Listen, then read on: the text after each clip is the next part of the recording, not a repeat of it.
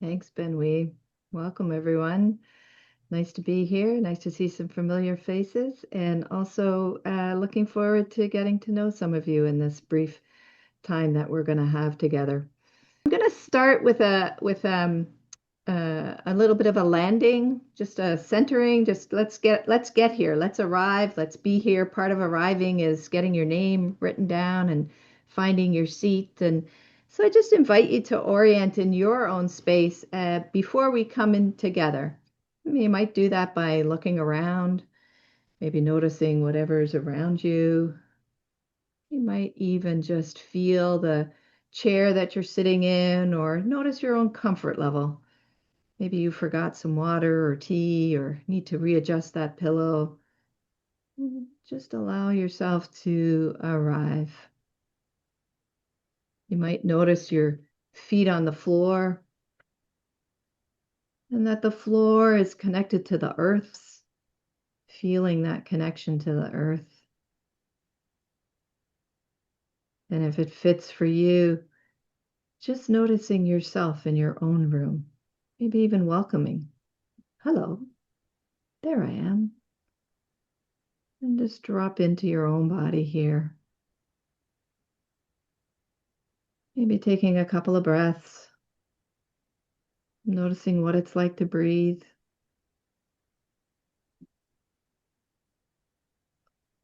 And perhaps letting yourself know that you've done everything you needed to do to get here. Give yourself permission to just be here.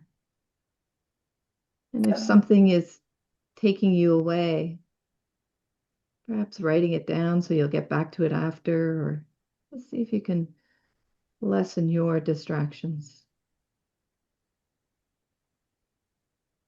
You might even appreciate yourself for all the things you had to do in order to be here. Notice how that lands.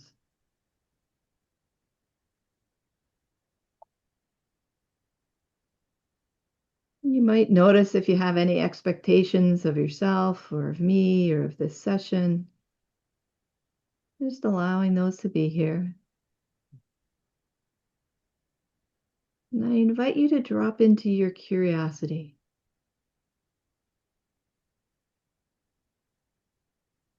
Wow, what's going to happen here? What will I discover? What will I learn? How will I be? Just bringing some of that curiosity.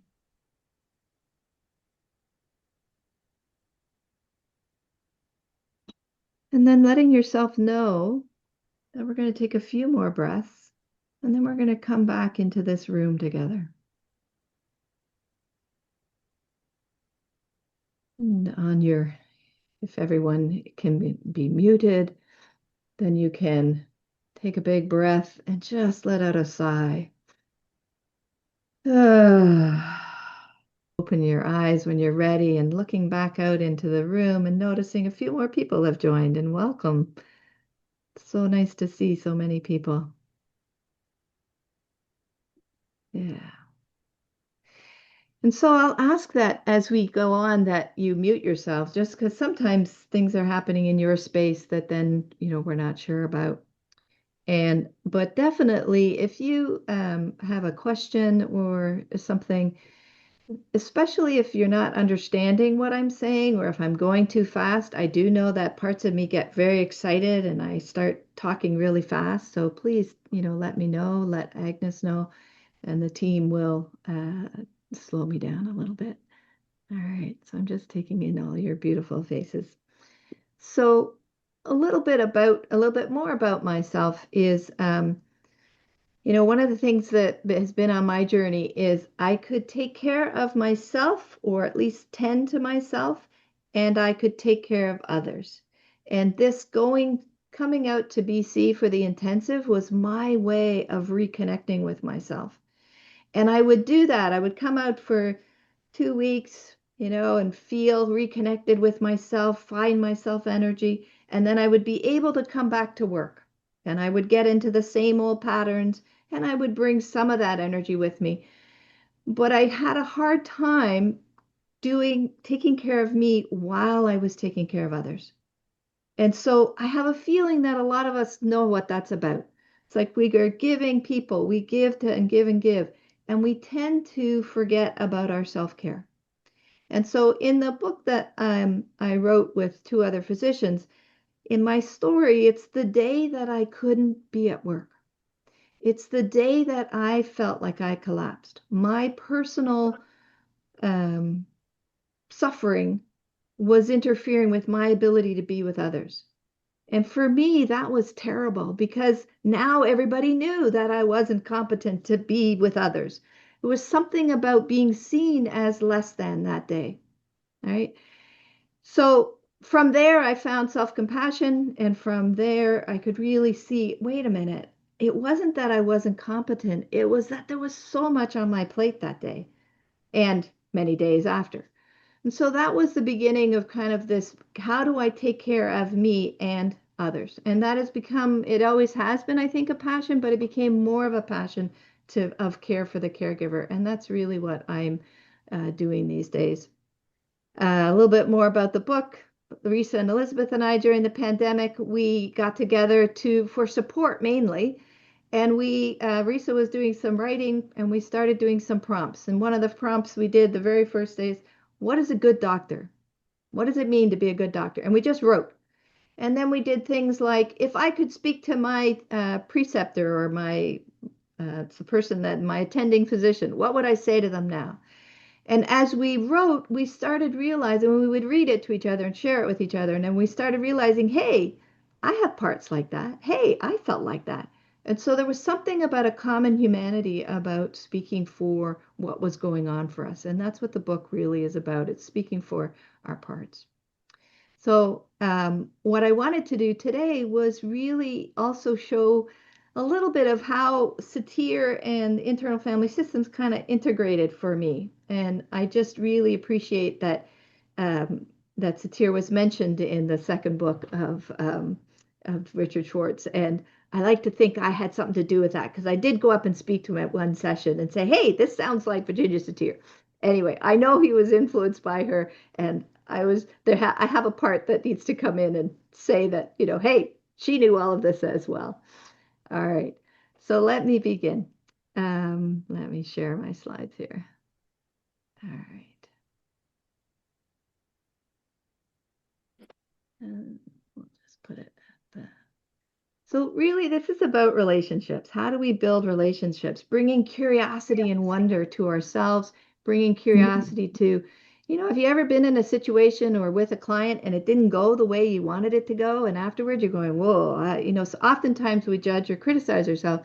What if we brought some curiosity? How come it didn't go so well? What was going on there? What was going on with me? What was going on with them? What was going on in the context, as we know about Virginia's circle of relationships? So this is just the picture of my book to remind me to talk a little bit about it. But what is radical self-care? We talk about this term of self-care, and it's radical because it might be different. It's radical because we actually do less. Sometimes we think of self-care, we do more. And I often ask people, what do they do for self-care? And usually it's something they do outside of their work. But this is something that we could bring to ourselves while we're working. So Satir said the problem's not the problem, coping's the problem. So really this is about exploring, how do I cope? How do I relate to myself when things aren't going well? Right? We all know I assume we all know the coping stances, and that's what we're going to talk about a bit more today. But if we can understand and bring compassion or notice how we relate to ourselves, then we actually have more to give. Do you know that when you're flying on a plane and the flight attendant says, if you're traveling with somebody and the oxygen masks fall, you got to put your own oxygen mask on first. Otherwise, you are no good to anyone else. And so that's kind of what this is about. We need to give ourselves compassion. We need to connect with ourselves before we move out. We learned, no, you have to be there for everybody else. It's selfish if we take care of ourselves. Anybody else learn that? Just show of hands, anything? I'm not alone here. Okay, great. So I'm speaking to people that know this. All right. So it can be radical, changing how we relate to ourselves, getting to the root cause of suffering. And that's kind of what this is about.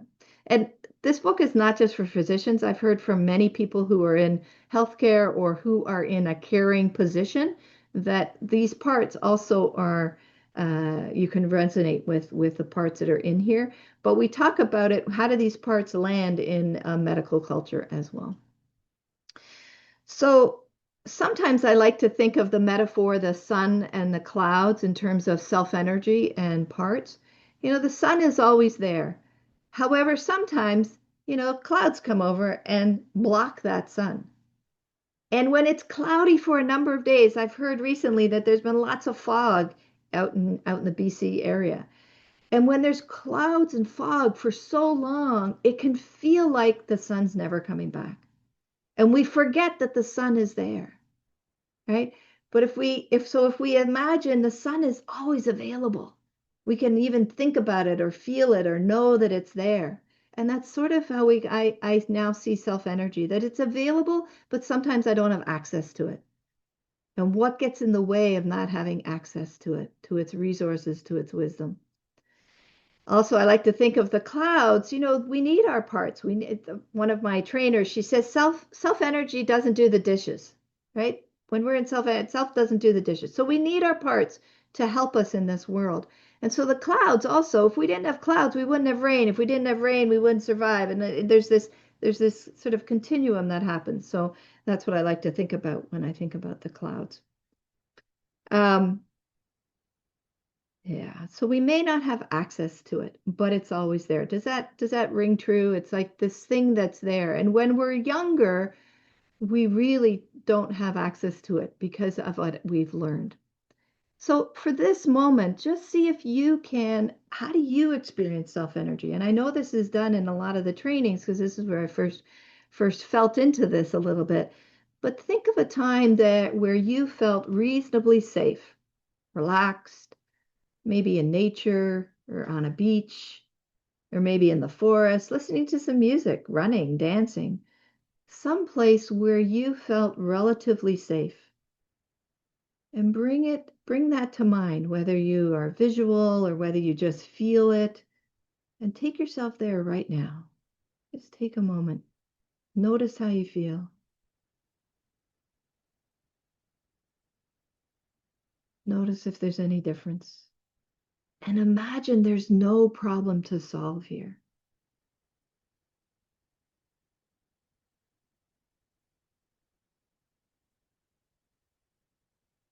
And I'm going to invite you to either speak out or put it in the chat.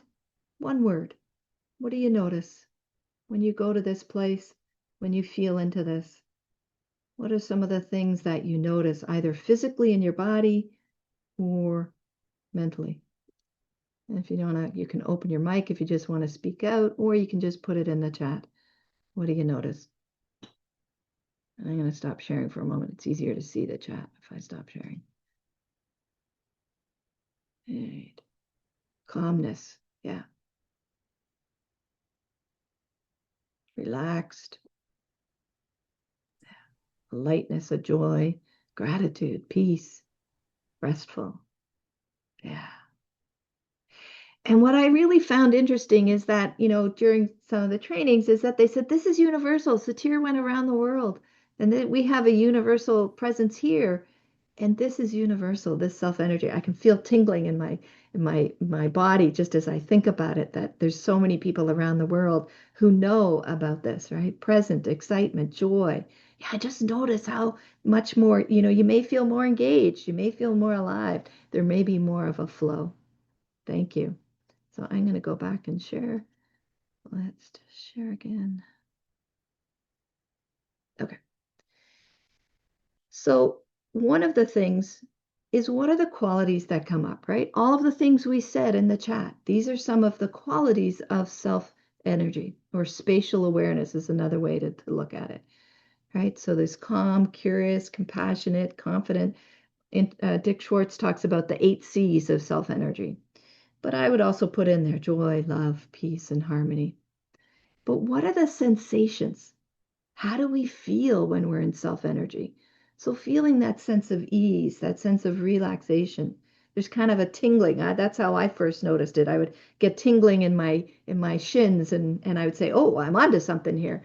And so that sense of knowing when your self energy is arising or when it's here. And so that sense of that, because when I'm not in self energy, that's how I started realizing, oh, I'm not real. Self energy is not really here. I'm not being self led. I'm not in touch with my resources. So for me at the beginning, it was easier to say, when am I not in self energy? And how come I'm not? All right. So Virginia, I've been talking to John Banman a bit more, and it's been really fun to kind of look at, what are some of the things that are similar, and Virginia, I'd forgotten that Virginia also talked about this energy for connection. I remembered the survival and growth that was at self energy, but that level of connection that comes when we're in our self energy. And so we can increase our um, level of self energy if we slow down. Just notice what happened is in that last kind of quick exercise of pausing, taking a breath, observing what's here. And then you may even be able to bring more self energy. Some of the things that I do in the self compassion course is even just with supportive or soothing touch, just allowing some breath, some pausing in there. And so one of the things that I started learning about is that, when we're young, it's all about survival. It's all about attachment. It's all about, I need to survive. We are wired for connection. And that's that, here, that energy for connection. But there's not a lot of room for authenticity when we're small. The Gabor Mate talks, there's actually a YouTube video that I will I can share. Actually, I can put it in the chat at the break during the breakout room. But he talks about that when we're young, it really is about survival. And if we bring some authenticity, those little ones that say, "This isn't fair," that's authenticity. That's self energy. But sometimes we don't want to hear that. We push it away. No, no, no. Just come and do what you're supposed to do, right? Anybody hear that? Anybody notice that? Sometimes they spoke up as kids and it was like, man, nope, don't, that's not doing that again. And so that sense of the survival versus authenticity, or attachment versus authenticity. And at some point, those two really, there's a tension inside. And sometimes it's not until we're into our teens, into our 20s, into our 40s. It's like, wait a minute, what about me? And then we can stand up a little bit more.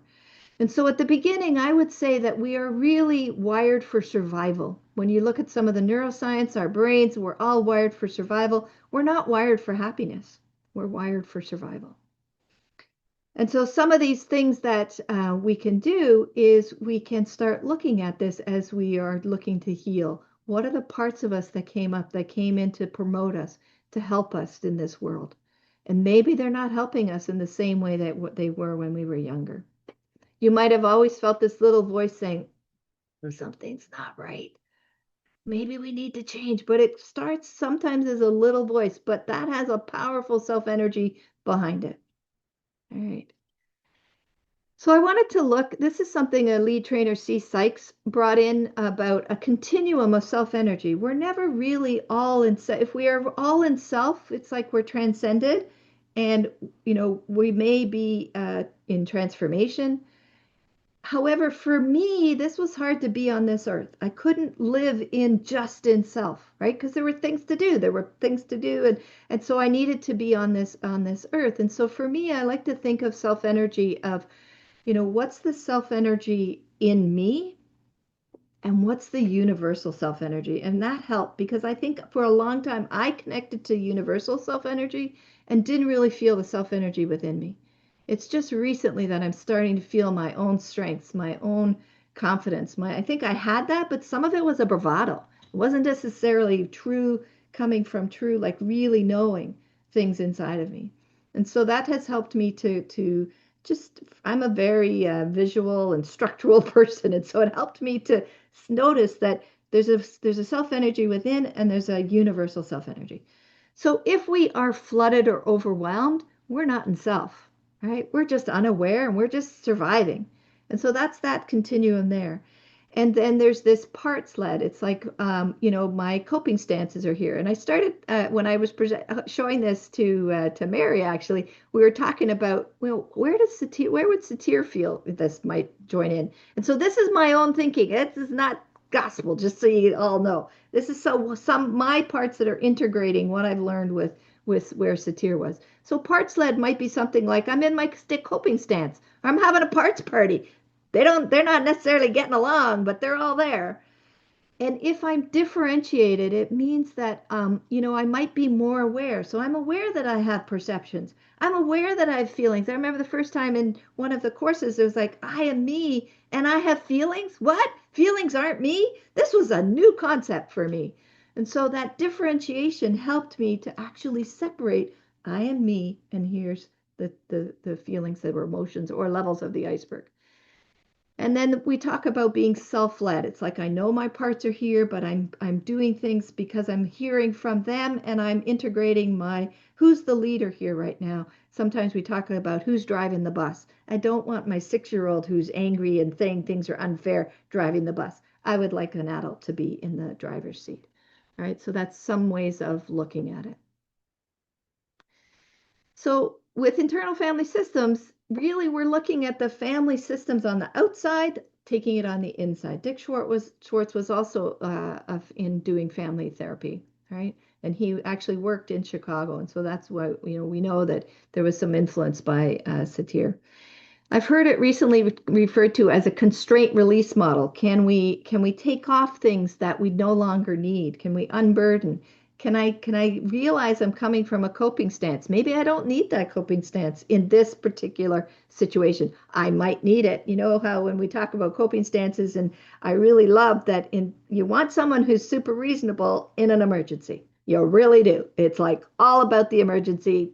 Don't tell me any of the other feelings. All right. So there are positive things about these parts or these stances, and that's what we often forget, the positive, but also the impact. So what gets in the way of living fully? So you might just notice that. What gets in the way of living from this self-energy? And lots of things, right? And so just as a reminder, we all have self-energy, we all have parts. And parts can be anything if you want to take a look at it. It could be thoughts, images, it could be levels of the iceberg. I sort of think of parts having an iceberg, and so it gets very complicated in my system with all these different systems going on here. But this has just given me a structure to look at it. And as I say, we need our parts to help us function in the world. I needed my part to get me up out of bed because it's been cold. I need that system. It's not self-energy. Myself can say, really, we'll go put on a cup of tea and we'll be fine. That's what comes from self-energy and helps me to keep going. So when we notice that there isn't any self-energy, and you might notice it because you're feeling tense or your body's, not in the flow, then we can invite it. Okay, what's going on here? Let's bring some curiosity. How come I'm not feeling the way I normally feel in this position? Sometimes parts don't want to give us space. Nope.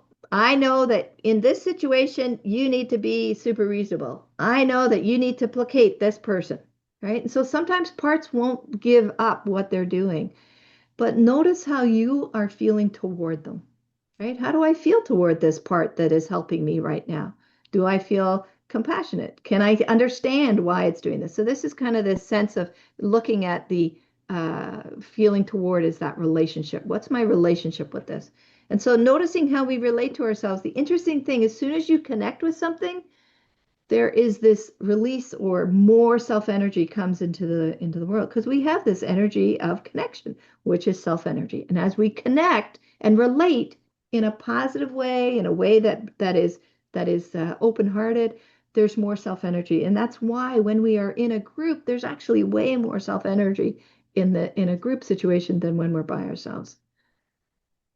And so as we come to this relationship with open heart or non-judgment, self-energy will emerge. Or as we differentiate or realize this is a part of me, this isn't all of me, this is just some of me, but I can speak for that part. I have a part that's really angry right now. It's not, by the way. I have a part that's really excited to be here speaking to you, to tell you the truth. But I can speak for that part and not from. right? And we'll talk a little bit more about that in a moment. And this is congruence for me. If I can speak for what's going on inside of me and also hear what's happening for you as I speak, that for me is congruence. So let's talk a little bit more about parts. And so they don't act in isolation. We have many, it's a system. It's not, sometimes it's one part, but more often than not, there's many parts around. And so it's just being aware that, when I remember, oh, the name's going to escape me. Anyway, we talked about a mobile. And if you pull on one part of the mobile, other parts move. And that's how it's a system, right? So when we do some work or healing in one system, we want to find out what's the impact of the rest of the system. So Dick Schwartz talks about these protectors. There are parts that are proactive and parts that are reactive, but they are all protecting us. And so the proactive ones are the ones to try to manage our lives, the ones that get us up, the ones that are timekeepers, the ones that get us to work. They also are the thinkers, they're like the problem solvers in the world. They are the perfectionists.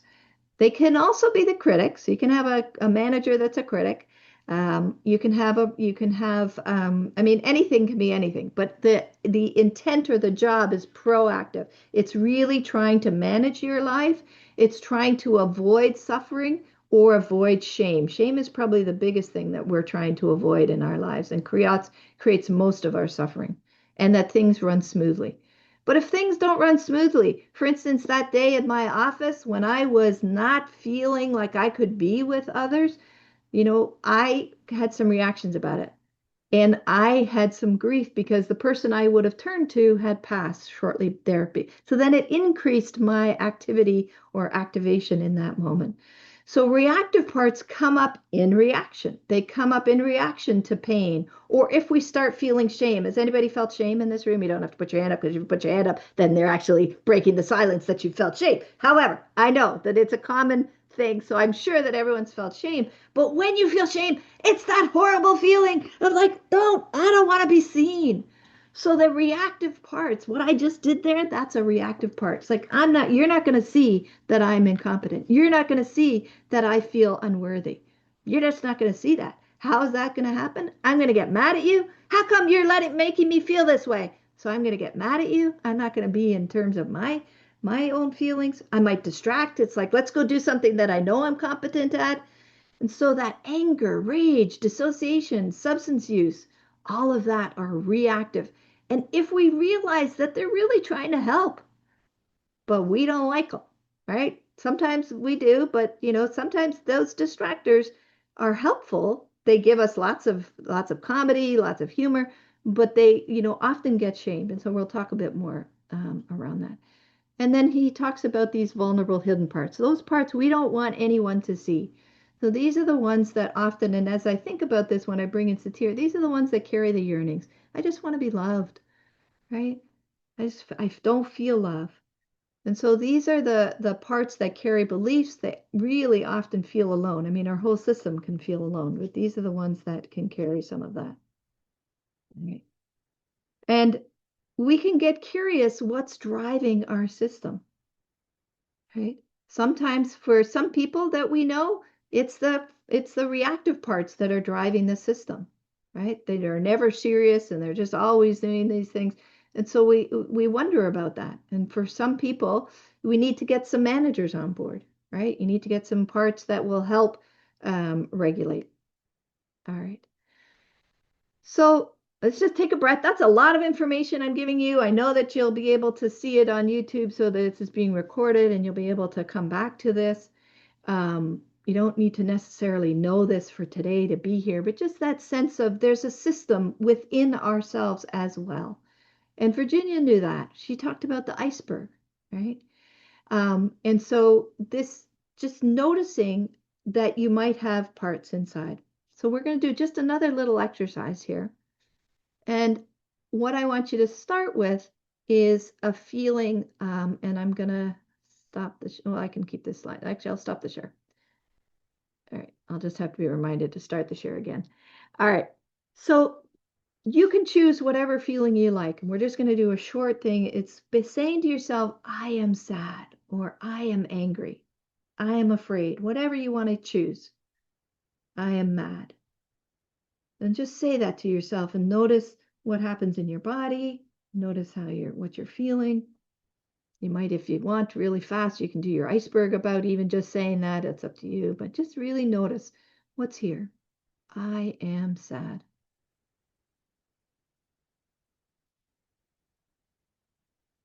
And then I want you to say to yourself, I feel sad. And if you like, you're on mute, you could say it out loud. And now I am, and put in your name, and I feel sad.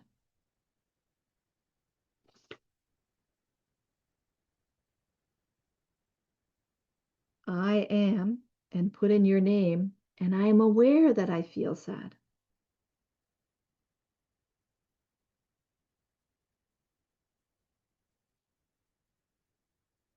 One last one. I am, and put in your name, and I am aware of a part of me that feels sad.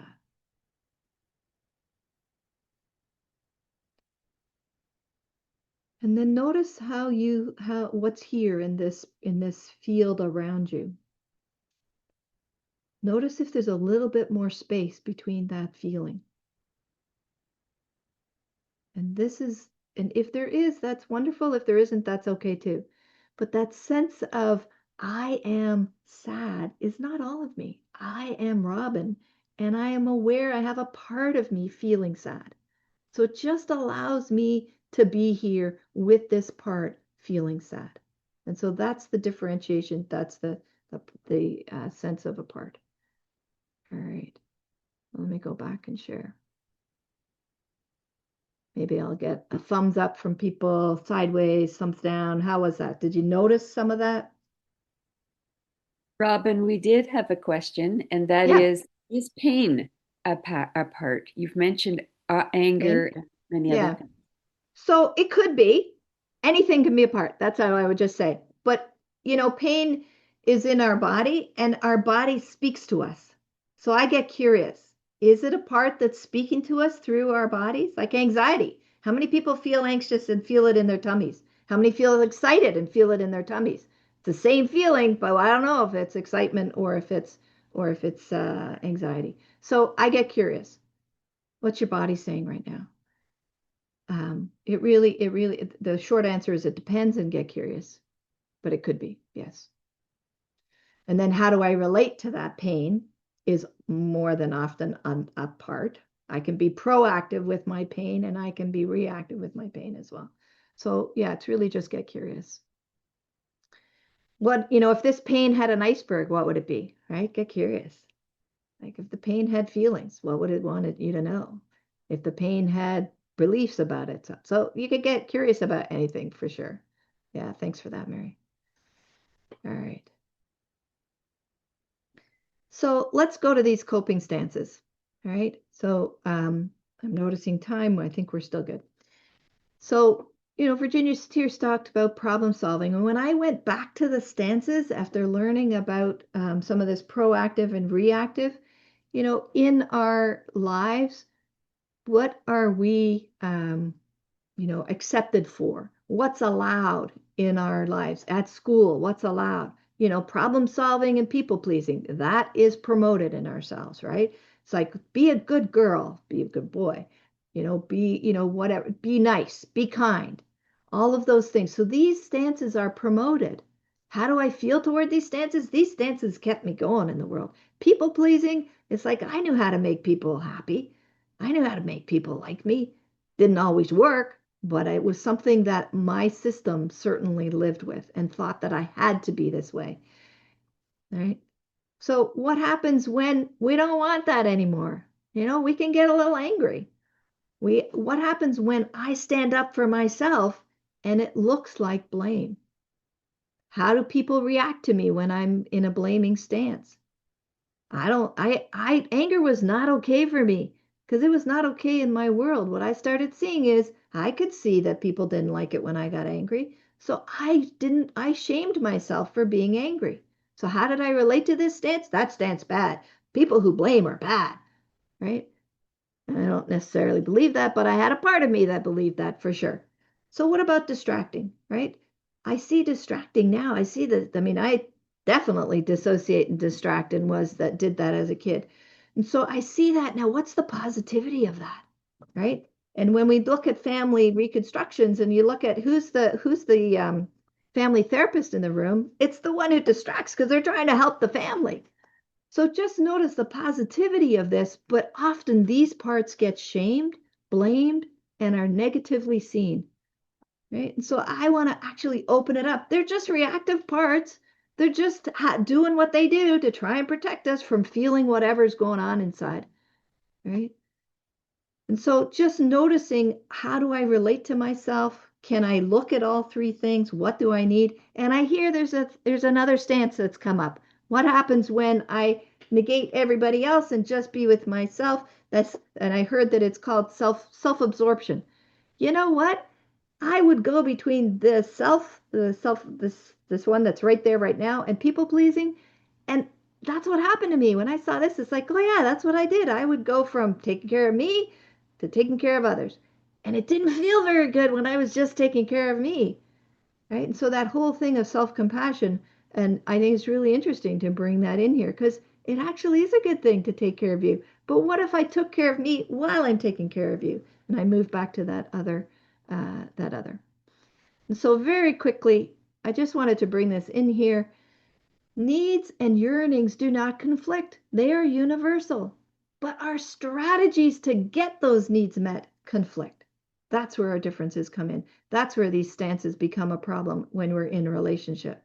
Right? So sometimes we have to hold both stances and find out, what are you really looking for? What is your job? What are you hoping for by being this way, right? We talk about differences. Can we learn from our differences? Can we relate and can we hold that actually you're doing this different than me, but when I really look at it, you have the same value as me. You have the same need. And can I do that on the inside as well? And so sometimes we talk about this as polarizations. All right. I'm going to ju-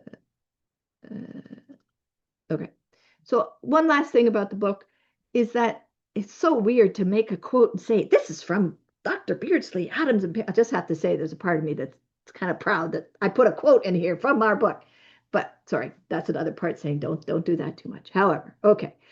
But by coming into relationship with our parts, this inner system that helps us or tries to help us, and offering a non-judgmental or unconditional positive regard, these parts will start to trust. Oh, there's somebody here that likes me. Oh, when I blame, it's actually okay in my system, but I can't speak the way that I learned how to speak. I'm going to let Robin in her self energy speak for me. You know what if I can speak now for my anger, I can say that hurt. I can look at what's underneath the anger and I can do more of that. Right? And so one of the things that came out of writing this book is that, some of the things that I longed for, I have choices now. I can choose to speak or not speak. My needs matter. Others feel like me. I have parts like me. There's a common humanity. I'm not alone. I matter, just like everyone here matters. But if for a long time it was everyone else matters more than me, right? I belong and I have value. I am me and I have parts, right? So we're going to stop there and I'm going to move us into more of a reflection exercise. So we will have time a little bit later on for some questions. And what I want to say is, if you're if there's a lot of chatter going on, just really take a breath and appreciate that there's a lot of information here and you don't have to get it, right? And just knowing that whatever needs to sink in today is going to sink in. And we're going to do a little bit in the self-compassion course. We're going to talk about it, and now we're going to do an exercise to feel it. Okay? And sometimes our bodies get things more than our brains. All right. Are we ready to move on? Hopefully. What you may need is, sorry, I didn't realize I didn't give a chance for anybody to say no. If you say no, that's okay. We're still moving on, but really want to give some space there. Sorry about that. Uh, oh dear. Okay. So you might want to grab a pen and paper we're going to do a little bit of reflection. Or you could write on your pad if you like on your computer, or you could wait and do it at the end. That's also something you can do. I just see. Okay, so I'm going to stop sharing. So while people are getting something or maybe taking a drink of water, here's what we're going to do. I'm going to tell you what we're going to do so that your left brain knows what we're doing, and then you can choose. This really is an invitation. If you're in a space that you'd like to kind of join with me in this reflection, then please do it. Go ahead and just really notice for yourself that whether or not you're in a space that would do. Yeah. So what we're going to do is we're going to pick I'm going to start with the coping stance of super reasonable, just because it feels like a lot of us know how to be problem solvers here. A lot of us know how to stay in our heads and think it over and work things out for people, right? So I'm going to start with that one. What we're going to do is I'm just going to lead you through a little bit of reflection around this stance. And whatever comes up to you, you can write, or you can wait until the end and write it at the end. So some people like to go through the whole thing, and it's only going to be we're going to do this for about 5 minutes. And then we're going to choose another stance, one that you like, or you can continue being with the super reasonable. And then what we're going to do is once you're going to have a chance to do a little writing at the end, and then we're going to go into some breakout rooms and share what you discovered or share the process of just being here with your stances. Okay. So maybe just get yourselves comfortable. Allow you a few breaths. We're just changing. We're shifting from kind of didactic to experiential here. And take a drink. And try not to choke. All right. Just closing down my chat here. All right. So see if it's okay to enter into this. You can just ask generally. What I want to say to all of your systems is we're not here to take sides. We're not here to promote or judge anything. We're just really noticing if we can come into some relationship with our stance or our parts. We're going to see if we can be curious and not furious inside. Just allowing them to feel your presence and maybe not be so alone. And so if this feels right to you, notice that side of you or that part of you that's a thinker or a problem solver.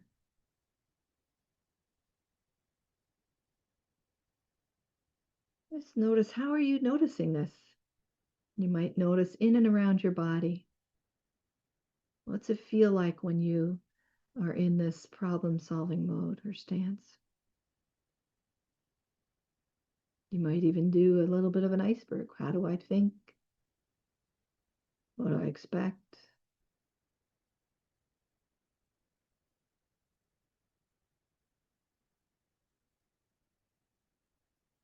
Maybe notice, what values or beliefs is it holding?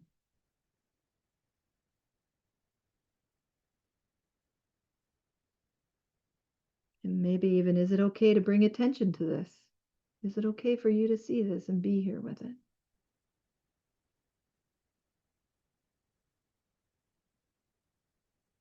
You might even notice and ask it, how is it helping me?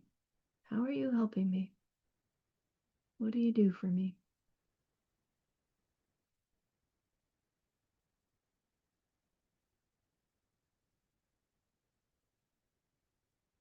And then you might ask, where did it learn these messages that it had to be this way?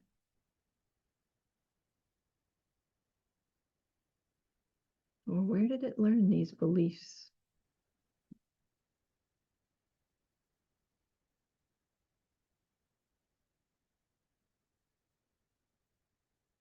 Notice if there are any other parts around with stories because of these messages.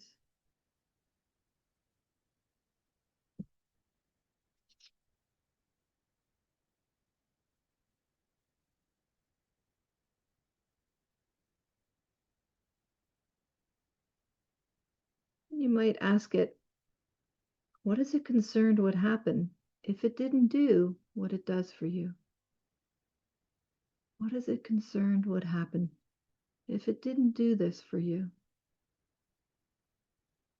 If it didn't behave in this way or show up like this in the world for you?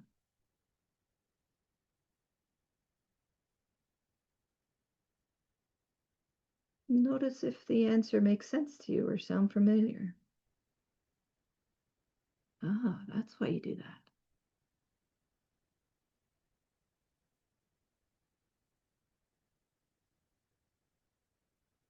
And if it makes sense or it sounds familiar, just let it know you're hearing it.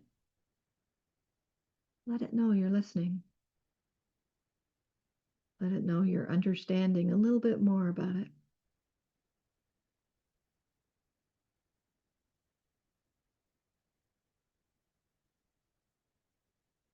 And if you like, just notice how you feel towards it. Now that it's told you a little bit about itself. How do I feel towards this one who helps me or tries to help me or has these beliefs? And if you feel curious or warm towards it or a sense of appreciation, go ahead and send that its way. Just allow that to be sent to this one who does this dance.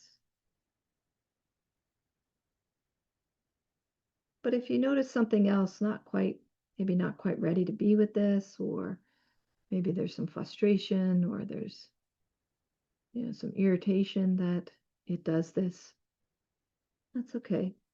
See if you can be with that, knowing that that too has some intentions for you.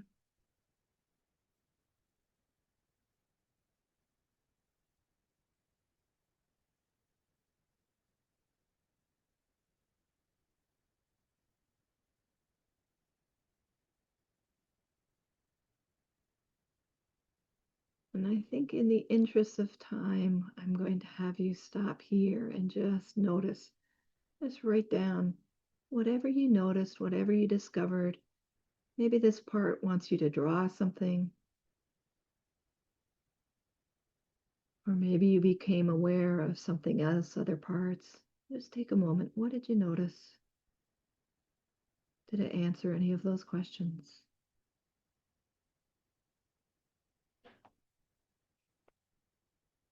We're going to have some breakout rooms, and I got some questions in the chat.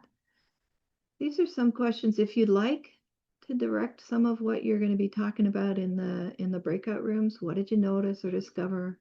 Were there any surprises? How are you feeling now? How was this process of being with your system? And so you don't have to answer all of those questions, but it's just a guide. And if you want to talk about anything else in the group, maybe you want to connect. And so I'm going to let Edith or Agnes make those groups, and you'll be in a group of 3, I think, right, Edith? We're going to try and do that. Yeah. So you're going to have about 12 minutes. So you could kind of keep the time for each other. So you have about 3-4 minutes each. Here's what I want to also offer, and then 60 seconds to come back. So you have a little bit of time to finish up. But here's what all right, thank you, Martin. Take care. Here's what I would suggest is when you go into these breakout rooms, see if the listener can really just listen. And notice that nobody needs advice here. Nobody needs fixing. And see if we can just bring our compassionate listening. And as if you're speaking, share what's shareable. You do not have to share anything that doesn't fit for you. Right? Okay. So yep, that's great. So let's send them into a breakout room. Realize that this is being recorded and going on YouTube. So I just wanted to show my slides of the reflection, and then we're going to come back and just talk a little bit, what you noticed. So let me just go back to the slides for a moment. So the first thing I said is we really want to say, we're not taking sides here. Can you come out? We're not going to promote, we're not going to judge. Really, just the reason we're doing this is we want you to feel self energy. We want you to feel Robin. Because, and when I do my therapy, a lot of my therapist says, "Is Robin here? Are you here? How do you know you're here?"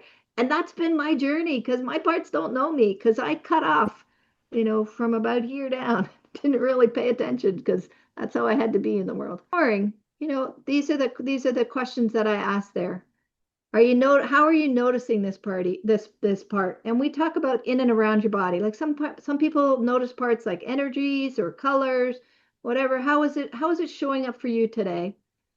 Is it okay that it's here? Because maybe it's not okay that we're talking about it. So if it's not okay, we're going to go where it is okay.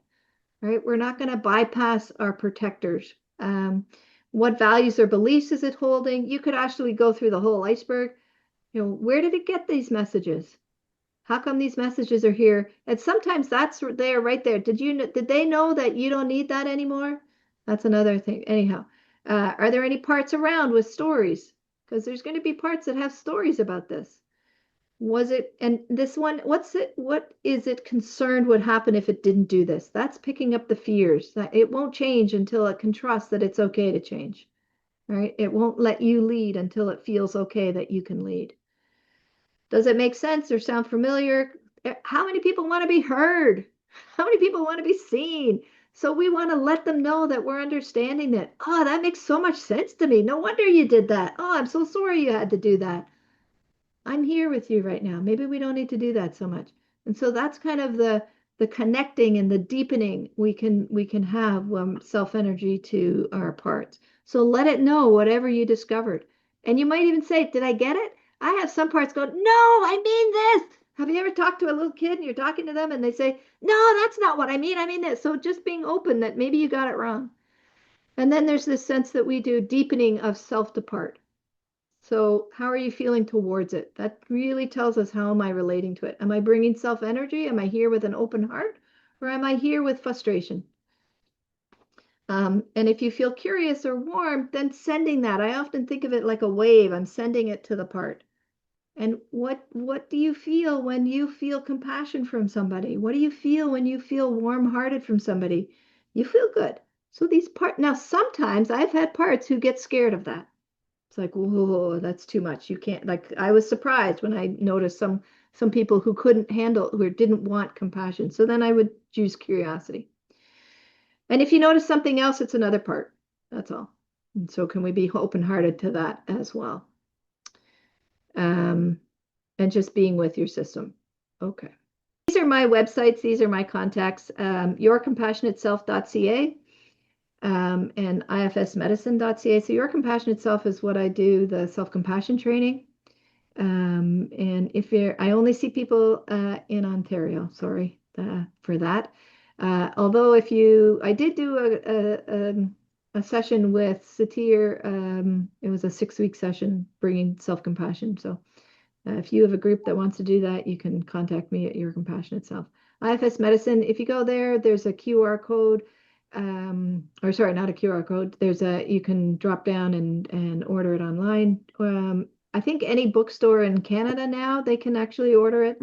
And let me just go back because I think did I put I all learned. It was our hope to really bring this to others to reduce suffering.